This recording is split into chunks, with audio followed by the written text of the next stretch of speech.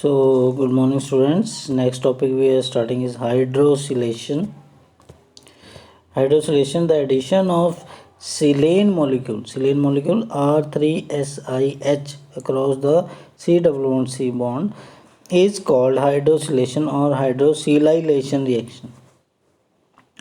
तो इसमें होता क्या है कि एल्कीन पे ये सिलेन मॉलिक्यूल अटैक करता है, R3SiH ग्रुप अटैक करता है, तो इसमें SiR3 लग जाता है एक साइड पे और H ग्रुप लग जाता है दूसरी साइड पे।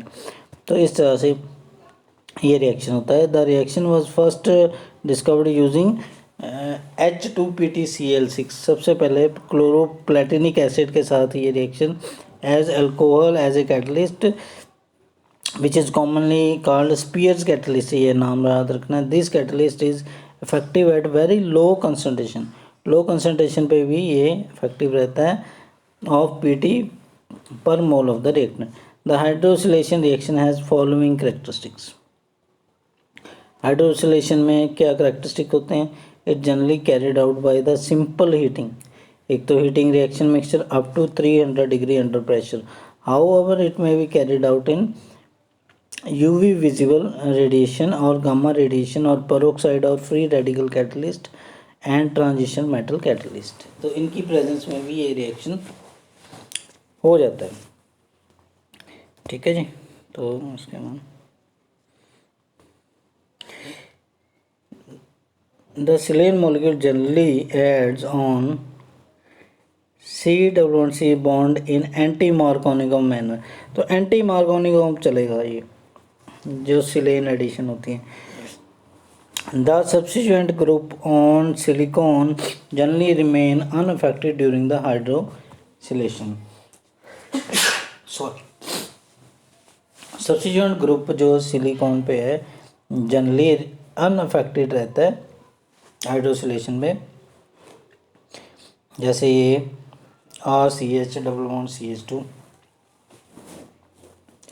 तो यहाँ पे सब्स्टिट्यूएंट ग्रुप साइड पे लगे हुए हैं, तो बेंजाइल पेरोक्साइड की प्रेजेंस में ये हुआ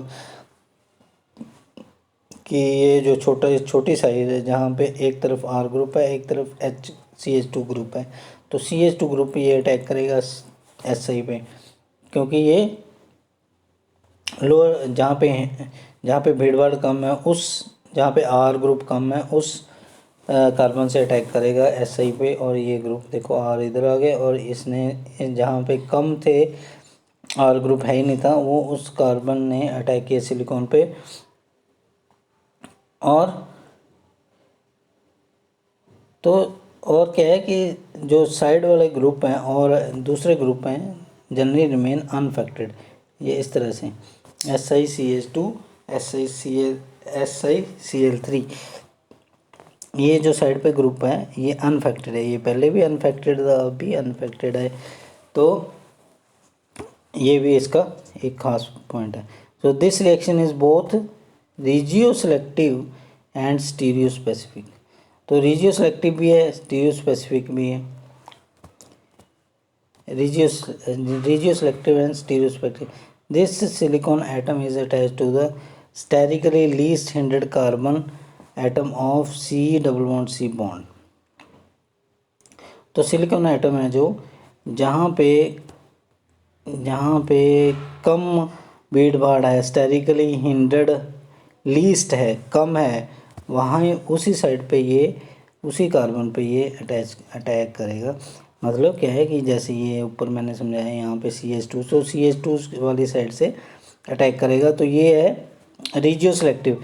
The addition of chiral silane shows that the reaction proceed with the retention of configuration। तो स्टीरियोकेमिस्ट्री भी सेम रहती है, स्टीरियो स्पेसिफिक रहता है, रिटेंशन रहता है उसकी। This is called stereospecific. Regioselective भी है स्टीरियो स्पेसिफिक भी है। The Chalk and Harrod propose the mechanism for हाइड्रोसिलेशन।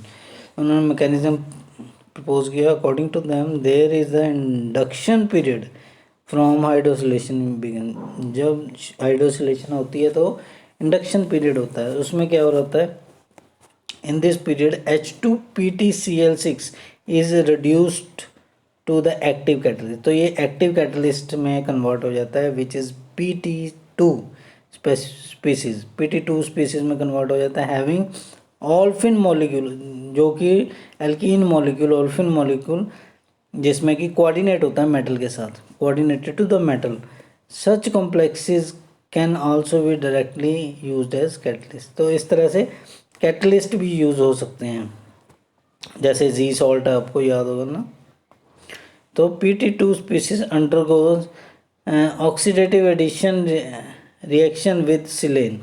तो PT2 स्पीसीज है जो ऑक्सीडेटिव एडिशन रिएक्शन सिलेन के साथ करते हैं। The product of oxidation addition of silane to RHCl PPH3 thrice और trans IRCl CO PPH3 twice has been isolated.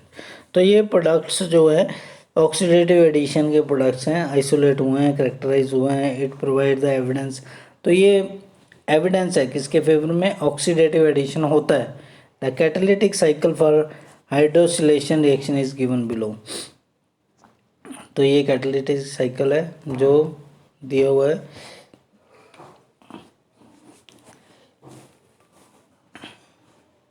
तो इसमें देखिए सबसे पहले ये बन गया, जैसे कि PT के साथ ये एल्कीन अटैच हो गया और R3SiH जब इसमें डाला तो SiR3 लग गया अलग, ठीक है, R3Si लग गया अलग, H लग गया अलग। तो इस तरह से कोऑर्डिनेशन 5 होगी, लेकिन फिर H क्या करेगा, यहाँ पे अटैक करेगा और यहाँ पे आके ऐड हो जाएगा। तो CH2 CH CH2 CH2 R dash.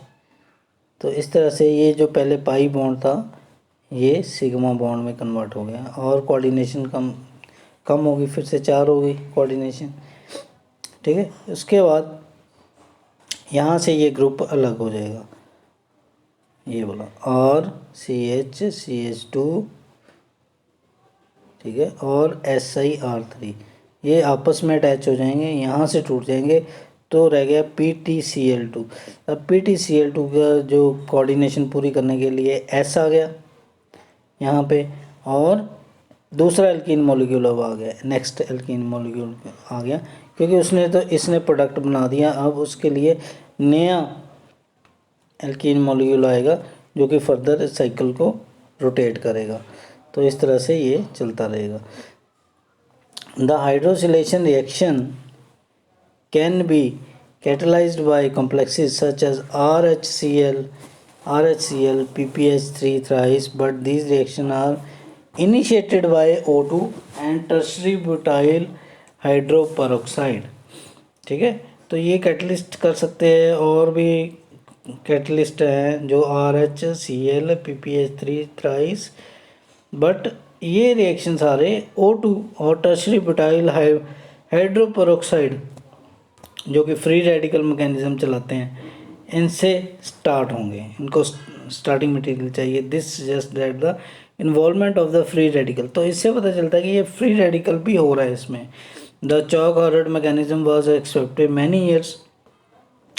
चॉक-हॉर्ड mechanism जो एक्सेप्ट हुआ था शुरू में, but in 1986 Alan Lewis and N Lewis suggested that the true catalyst in the hydrosilation reaction is presence of H2PTL6 is the colloidal platinum metal। H2PTCl6 जो actual है, जो colloidal platinum metal है, having particle size 10 to 1000, जिनमें की particle size 10 to 1000 angstrom है। This implies the sphere catalyst. तो ये spear catalyst, इससे पता चलता है कि हेट्रोजीनियस है इन इट्स एक्टिव फॉर्म। तो हेट्रोजीनियस है एक्टिव फॉर्म में। तो यहाँ तक ये हो गया आपका हाइड्रोसिलाइलेशन या हाइड्रोसिलेशन, ठीक है। नेक्स्ट टॉपिक नेक्स्ट टाइम करेंगे।